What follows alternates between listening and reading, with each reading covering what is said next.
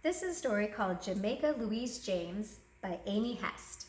It's a fiction story, and specifically the genre of realistic fiction. You'll notice that it has the typical characteristics of realistic fiction in that it has real people as the characters and a setting that's a real place. The problems in this story are everyday problems, and the solutions are also things that could happen in real life.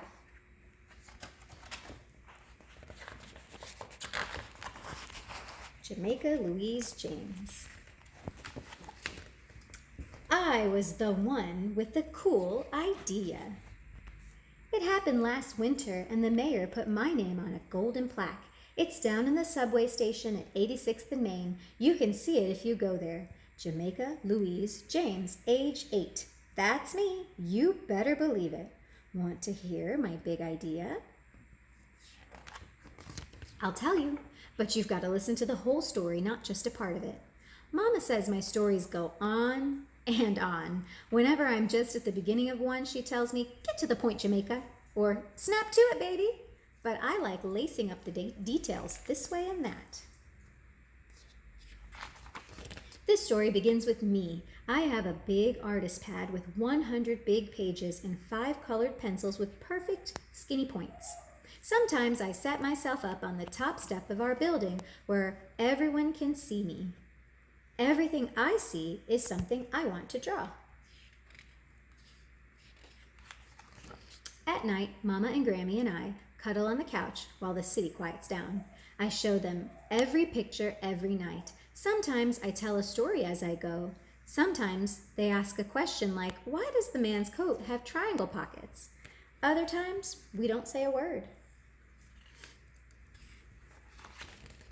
Now, look at me on birthday number 8. Grammy and Mama dance around my bed. "Open your present," they shout. "We can't wait another minute." Know what they did? They bought me a real paint set with 8 little tubes of color and 2 paintbrushes. Paint sets cost a lot, and I worry. My, they say. "Are you going to spend birthday number 8 worrying when you could be doing something wonderful such as painting the world?" So that's when I get my big idea. Now, this part of the story tells about my Grammy, who leaves for work when it's still dark. Sometimes I wake up halfway when she slides out of bed. In winter, she gets all layered, starting with the long underwear layer. She and Mama whisper in the kitchen. They drink that strong black coffee. Grammy scoops up her brown lunch bag and goes outside. I'm scared in the night, but not Grammy. At 86th and Main, she goes down and down into the subway station. All day long, people line up at Grammy's token booth. They give her $1.04, and she slides a token into their hand. Then they rush off to catch the train. Now, I like subways because the seats are hot pink and because they go very fast. But I don't like subway stations, especially the one at 86th and Main. There are too many steep steps, 56, and too many grown-ups who all look mad. The walls are old tile walls without any color. When Grammy comes home, she sews and talks about the people she sees, like Green Hat Lady or Gentleman with the Red Bow Tie. Mama reads and hums, but I paint, blending all those colors until they look just right. Every day I add a picture to my collection, and every day I think about my cool idea. At last, it's the morning of Grammy's birthday. Mama and I get up early. We get all layered and sneak outside. Mama holds my hand. I'm scared, but also very excited.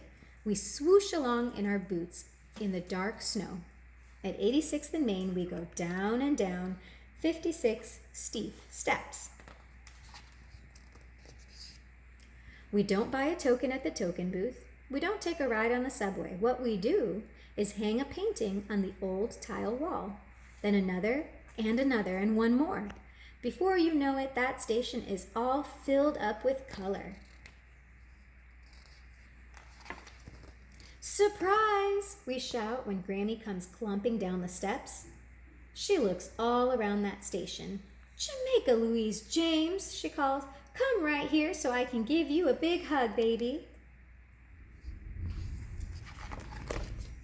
So now you know the whole story. Everyone sure is in love with my subway station. You'd be surprised. People are talking to each other. Some even smile. That looks like me, says a lady in a green hat to a gentleman with a red bow tie. Then Grammy tells everyone about Jamaica Louise James, age 8. That's me. You better believe it.